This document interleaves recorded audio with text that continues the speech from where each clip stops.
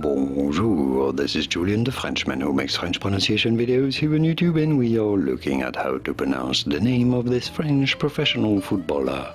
We're going to be looking at how to say more interesting and intriguing and often mispronounced names from football as well. So make sure to stay tuned and consider subscribing for more learning. He currently plays as a midfielder for the Spanish club Atletico Madrid. How do you say his name in France? In French it is said as Thomas Lemar. Thomas Lemar. Of course in English many call him Thomas, but really in French you should say it as Thomas. Thomas Lemar. Thomas Lemar. From French, Thomas Lemar. And now you know. Here are more videos on how to pronounce more interesting names from football whose pronunciations aren't always obvious. I'll see you there to learn more. Thanks for watching.